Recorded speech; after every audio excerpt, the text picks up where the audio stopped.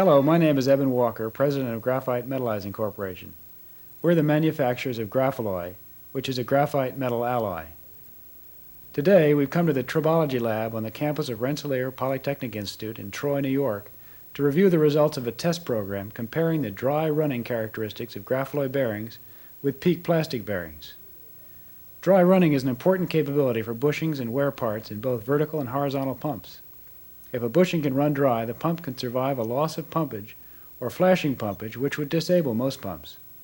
Many materials have claimed to provide dry running capability, but only pumps fitted with Graphalloy have been repeatedly shown to survive and keep on running even after a dry run event. This has been demonstrated on OEM test stands and in field installations. The latest run-dry claims have been made for PEEK, a thermoplastic in two forms, one with chopped carbon fiber reinforcing and the other a filament-wound carbon fiber. We've asked RPI's research specialist Sal Calabrese to evaluate these materials and compare the results to Graphalloy. Sal will now describe the tests and their results. This is the LFW5 journal bearing test apparatus that was used for this evaluation. The essential parts are the test bearing, which is located here, which is 1 inch diameter by 1 inch long, and the test shaft, which is 416 stainless steel. For these tests, the clearance between the bearing and the shaft was 7 to 8 mils. This is a strain gauge transducer which measures the torque on the bearing. The temperature is measured through this thermocouple, which is in contact with the back of the bearing. The load is applied through dead weights on this arm. The arm has a 10-to-1 mechanical advantage, so that 1 pound of load actually equals 10 pounds of force on the bearing. There is a 1 horsepower variable speed motor which drives the unit. The velocity was set at 500 feet per minute, and the load was applied in 10 psi increments until failure.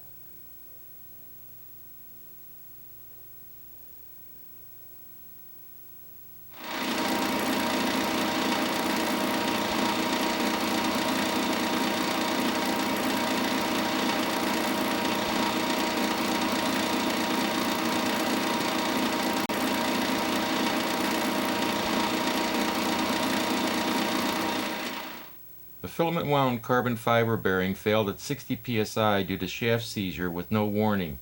The edge of the bearing had heavily deformed and it flowed onto the shaft, requiring the shaft to be pressed out of the bearing assembly.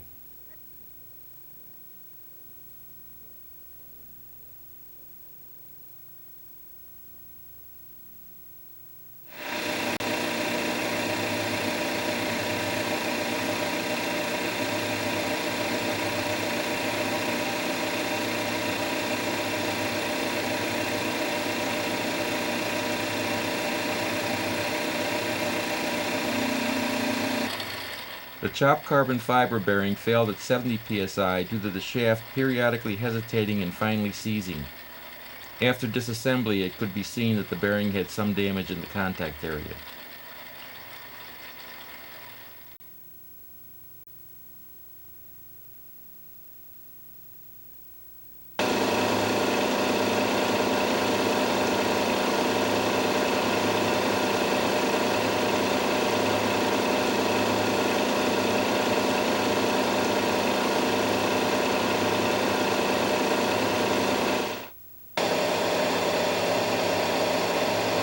The nickel-impregnated grade 111.3 Graphalloy ran at 150 psi with no signs of failure. Notice the test rig appears to be running much smoother, requiring less effort on the drive system.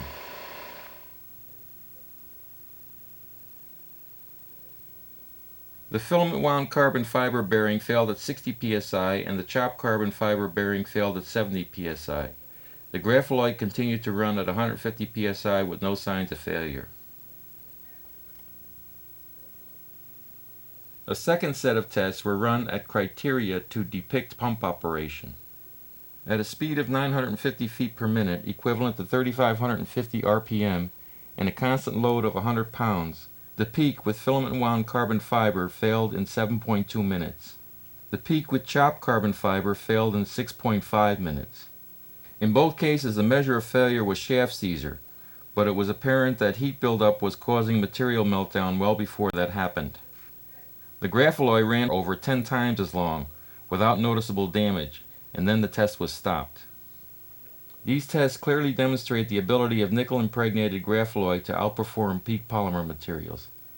Graphalloy grade GM 111.3 can survive run-dry operation without damage to itself or to the rotating pump parts, and allow the unit to start pumping again when flow is restored. For more information about this unique material, call 914-968-8400.